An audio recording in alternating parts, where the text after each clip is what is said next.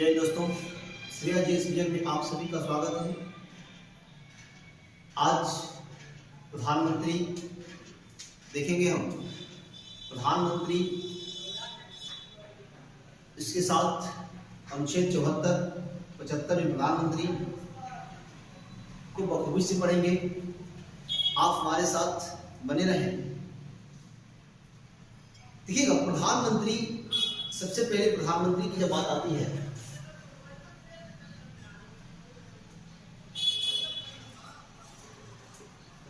प्रधानमंत्री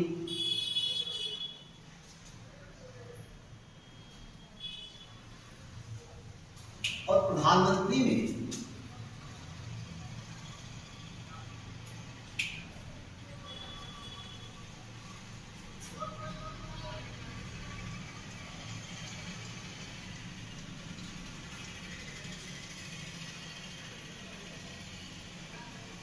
अनुच्छेद 74 और अनुच्छेद 75।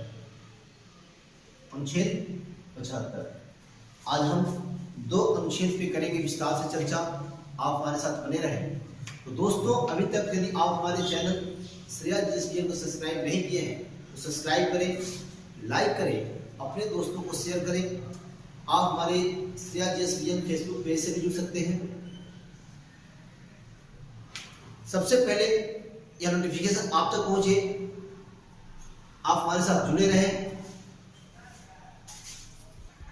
आर्टिकल 74 देखते हैं। आर्टिकल 74 और आर्टिकल 75, मात्र दो ही अनुच्छेद पर आज हम करेंगे चर्चा। इसके पश्चात 78 भी आता है और 88 भी आता है, तो अगले पार्ट्स के लिए रहेगा। देखिएगा, राष्ट्रपति के कार्यों में सलाह एवं सहायता देने के लिए राष्ट्रपति के अनुच्छेद 74 कहता है कि राष्ट्रपति के कार्यों में सलाह एवं सहायता, राष्ट्रपति के कार्यों में सलाह एवं सहायता देने के लिए एक मंत्रिपरिषद होगी। एक मंत्रिपरिषद होगी। एक मंत्रिपरिषद होगी। मंत्री परिषद होगी।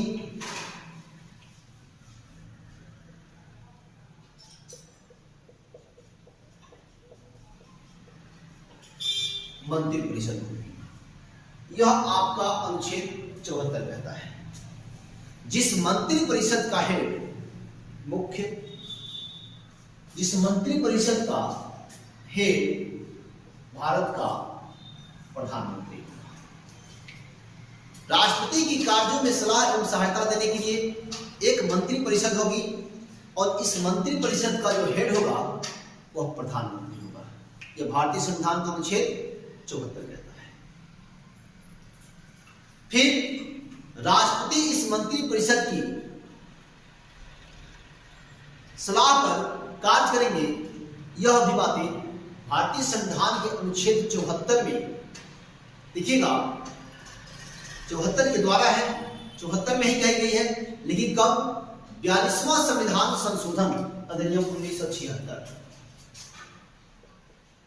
42वां कॉन्स्टिट्यूशनल अमेंडमेंट अधिनियम 1976। सरकार थी इंदिरा गांधी। 42वां संविधान संशोधन अधिनियम 1976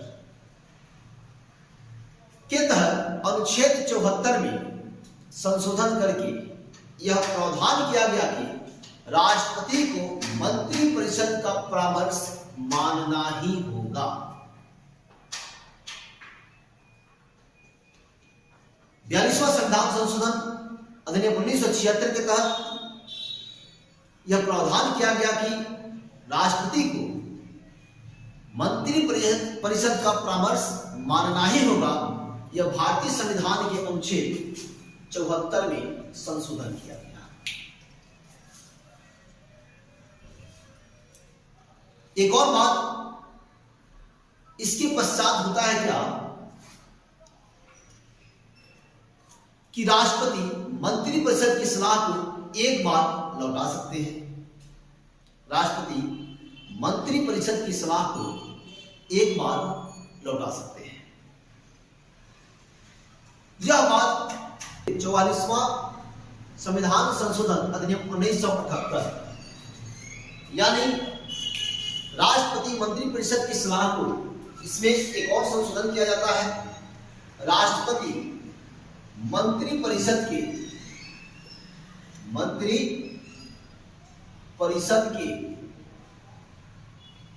सलाह को एक बार लौटा सकता है। यह जो बात है कि राष्ट्रपति मंत्रिपरिषद की सलाह को एक बार लौटा सकता है, यह 44वां संविधान संशोधन देखेंगे। 44वां संविधान संशोधन 1978 44वां संविधान संशोधन अधिनियम 1978 में किया गया और उस समय मोरारजी देसाई की सरकार थी। यानी राष्ट्रपति के कार्यों में सलाह एवं सहायता देने के लिए एक मंत्रिपरिषद होगा, जिस मंत्रिपरिषद का जिक्र भारतीय संविधान के अनुच्छेद 74 में किया गया है। फिर 42वां संविधान संशोधन अधिनियम 1976 में के तहत अनुच्छेद 74 में संशोधन किए जाते हैं और संशोधन के पश्चात यह प्रावधान किया जाता है कि राष्ट्रपति को मंत्रिपरिषद का परामर्श सलाह मानना ही होगा। इसके पश्चात 44वां कॉन्स्टिट्यूशनल अमेंडमेंट होता है 1978 में, मोरारजी देसाई की सरकार करती है और 1978 में यह स्पष्ट कर दिया जाता है कि राष्ट्रपति मंत्रिपरिषद के परामर्श को एक बार वापस कर सकते हैं।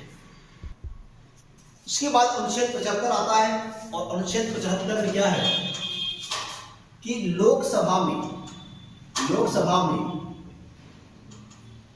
बहुमत दल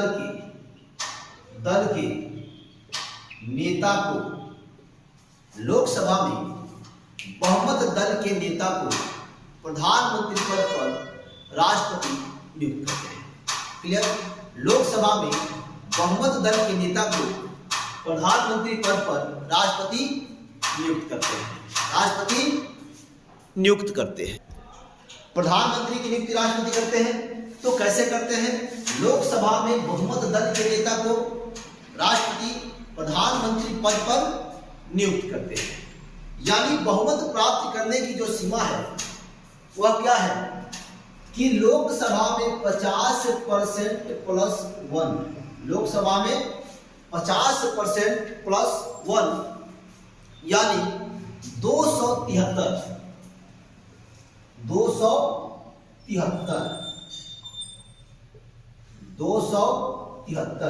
सीटें जिन्हें प्राप्त होती है उस दल के नेता को राष्ट्रपति प्रधानमंत्री पद पर नियुक्त करते हैं। पहली बात होगी। इसके पश्चात कि वैसे व्यक्ति को भी प्रधानमंत्री पद पर नियुक्त किया जा सकता है जो संसद का सदस्य नहीं होता है, यानी वह ना तो लोकसभा का सदस्य हो या ना ही राज्यसभा का सदस्य हो। वैसे व्यक्ति को भी प्रधानमंत्री पद पर नियुक्त किया जा सकता है, लेकिन 6 माह के अंदर वह व्यक्ति को सदस्यता ग्रहण करनी होती है। प्रधानमंत्री की अनुशंसा पर राष्ट्रपति मंत्रिपरिषद के अन्य सदस्यों की नियुक्ति करते हैं। पहली तो बात हो गई कि लोकसभा में बहुमत दल के नेता को प्रधानमंत्री पद पर नियुक्त करते हैं राष्ट्रपति। अब प्रधानमंत्री की सलाह पर राष्ट्रपति अन्य मंत्रियों की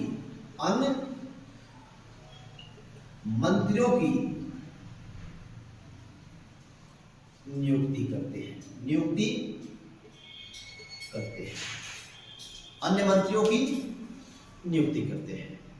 फिर प्रधानमंत्री किसी व्यक्ति को मंत्री बना सकते हैं या नहीं बनाए, यह उनका विशेषाधिकार होता है। प्रधानमंत्री किसी व्यक्ति को मंत्रिपरिषद में शामिल करे या न करे, यह उनका विशेषाधिकार होता है, यह उनका विशेषाधिकार होता है। अब देखेंगे कि राष्ट्रपति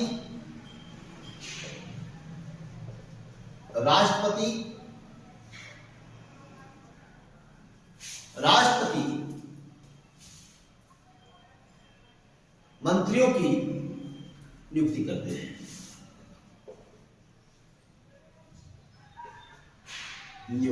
हैं। उसके पश्चात शपथ दिलाते हैं। शपथ के पश्चात राष्ट्रपति बर्खास्त कर सकते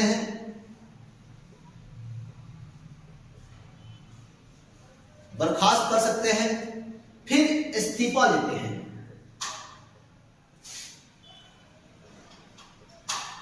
इस्तीफा स्वीकार करते हैं। यह सभी कार्य भारत के राष्ट्रपति करते हैं। इसमें एक प्रश्न है जो आपके लिए है, राष्ट्रपति मंत्रिपरिषद के संदर्भ में इनमें से कौन सा कार्य नहीं करते? राष्ट्रपति मंत्रिपरिषद के संदर्भ में इनमें से कौन सा कार्य नहीं करते हैं? ऑप्शन ए, पहला मंत्री नियुक्ति, मंत्रियों की नियुक्ति, विभागों का बंटवारा।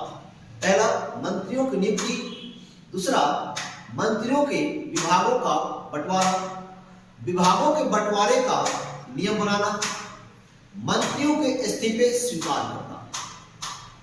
तो यहाँ विभागों का बंटवारा यह भारत के राष्ट्रपति नहीं करते हैं, बल्कि भारत के प्रधानमंत्री करते हैं। प्रधानमंत्री मंत्रियों के विभागों का बंटवारा करते हैं। यह अधिकार राष्ट्रपति के अधिकार क्षेत्र से बाहर होता है। फिर आता है शपथ की बात। तो भारतीय संविधान के अनुच्छेद 75 में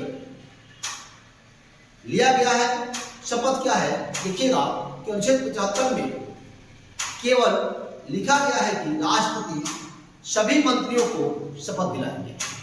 यह अनुच्छेद 75 में लिखा गया है कि राष्ट्रपति सभी मंत्रियों को, देखिएगा अनुच्छेद 75 में लिखा गया है कि राष्ट्रपति सभी मंत्रियों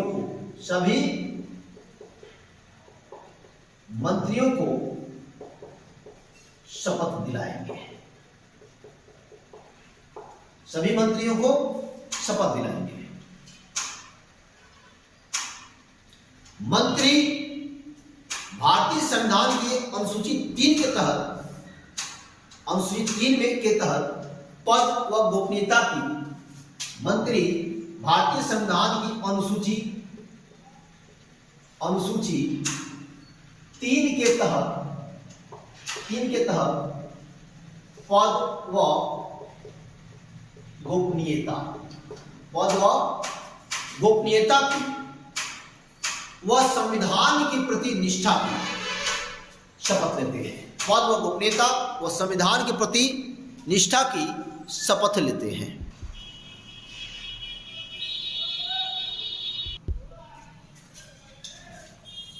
मंत्रिपरिषद देखिएगा अनुच्छेद 75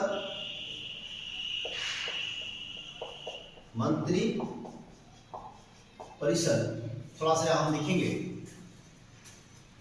कि 75 ही चल रहा है।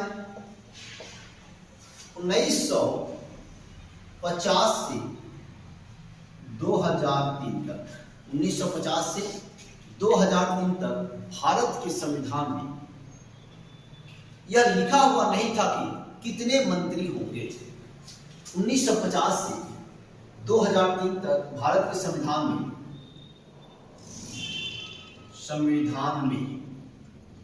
यह लिखा हुआ नहीं था कि कितने मंत्री होंगे, लेकिन 2002 में अटल बिहारी वाजपेयी की सरकार ने, 2002 में अटल बिहारी वाजपेयी प्रधानमंत्री और उनकी सरकार ने यह व्यवस्था किया कि सुप्रीम कोर्ट के रिटायर्ड पूर्व मुख्य न्यायाधीश एम.एन. वेंकट चलाया। सुप्रीम कोर्ट के देखिएगा कि अटल बिहारी वाजपेयी की सरकार ने सन 2000 में सर्वोच्च न्यायालय की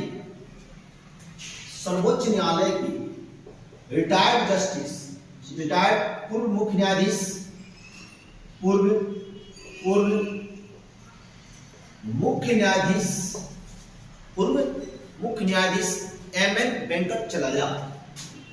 एम.एन.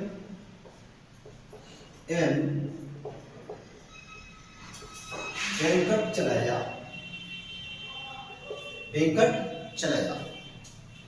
की अध्यक्षता में एक आयोग बनाया, जिस आयोग का नाम था संविधान समीक्षा आयोग। एक आयोग बना जिस आयोग का नाम था संविधान समीक्षा आयोग। यह आयोग सुझाव दिया कि मंत्रिपरिषद की अधिकतम जो सदस्य संख्या है वह 10% होना चाहिए। यह आयोग ने सुझाव दिया कि मंत्रिपरिषद की अधिकतम सदस्य संख्या 10% होनी चाहिए। कितनी परसेंट? 10% होनी चाहिए। लेकिन हमारी सरकार ने इस सुझाव को जब अपनाया तो 10% की जगह 15% प्रावधान किया। 15% प्रावधान के लिए 91वां संविधान संशोधन 15%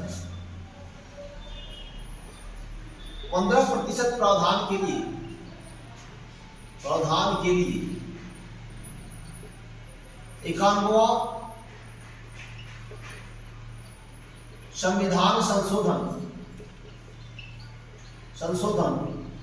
2003 91वां संविधान संशोधन 2003 में अटल बिहारी वाजपेयी की सरकार ने की तथा मंत्रिपरिषद का जो आकार तय करने का कार्य किया वह वाजपेयी जी की ही सरकार ने किया। अब यहाँ एक बहुत ही क्रांतिकारी प्रश्न आपके लिए है कि जो मंत्रिपरिषद का आकार 15% तय किया वह किस कमेटी की अनुशंसा के आधार पर किया गया? तो वेंकटचलैया जो पूर्व जस्टिस ऑफ इंडिया थे, भारत के सर्वोच्च न्यायालय के रिटायर्ड मुख्य न्यायाधीश थे, उनकी अध्यक्षता में आयोग बनी और उस आयोग के सुझाव जो था वह सुझाव 10% था। लेकिन मंत्रिमंडल ने जब उसे अपनाया तो 15% आकार तय किया और यह 2003 में किया गया और 91वां संविधान संशोधन के माध्यम से किया गया अटल बिहारी वाजपेयी की सरकार में। यह तो बात होगी। अगला प्रश्न है 91वां संविधान संशोधन के द्वारा मंत्रिपरिषद में अधिकतम सदस्य संख्या 91वां संविधान संशोधन के द्वारा मंत्रिपरिषद में अधिकतम सदस्य संख्या 15% निर्धारित कर दी गई। यह 15% किसका है? फिर सुनिएगा, 91वां संविधान संशोधन के द्वारा मंत्रिपरिषद में अधिकतम सदस्य संख्या 15% निर्धारित की गई। यह 15% किसका है? एक नंबर देखिएगा, लोकसभा की कुल सदस्य संख्या का। लोकसभा की कुल सदस्य संख्या का। दूसरा, लोकसभा की निर्वाचित सदस्य संख्या का। तीसरा, संसद की कुल सदस्य संख्या का। और चौथा है संसद की मनोनीत सदस्यों की संख्या का। तो ऑप्शन ये वाला सही होगा, यानी एक वाला सही होगा, लोकसभा की कुल सदस्य संख्या का 15%। यानी आप जानते हैं वर्तमान में लोकसभा में 545 सदस्य हैं, तो यह 545 का 15% मंत्रिपरिषद का आकार होना चाहिए, इससे अधिक आकार नहीं होना चाहिए। इस 15% में प्रधानमंत्री भी इंक्लूड होते हैं। प्रधानमंत्री के लिए अलग से कोई व्यवस्था नहीं है, इसी 15% में प्रधानमंत्री भी सम्मिलित होते हैं। केंद्रीय मंत्रिपरिषद में न्यूनतम सदस्य संख्या का कोई प्रावधान नहीं है। यह याद रखें कि केंद्रीय मंत्रिपरिषद में न्यूनतम सदस्य संख्या का कोई प्रावधान नहीं है। मंत्री की योग्यता संबंधी बात यह भी भारतीय संविधान के अनुच्छेद 75 का ही हिस्सा है। और देखते हैं कि मंत्री सबसे पहले वह संसद का सदस्य मंत्री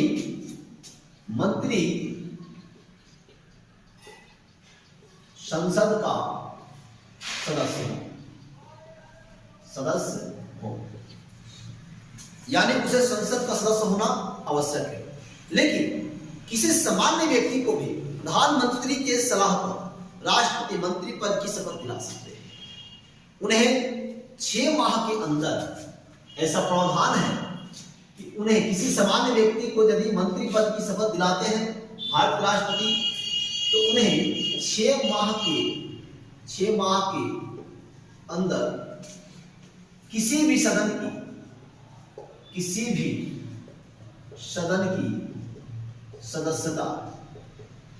सदस्यता लेनी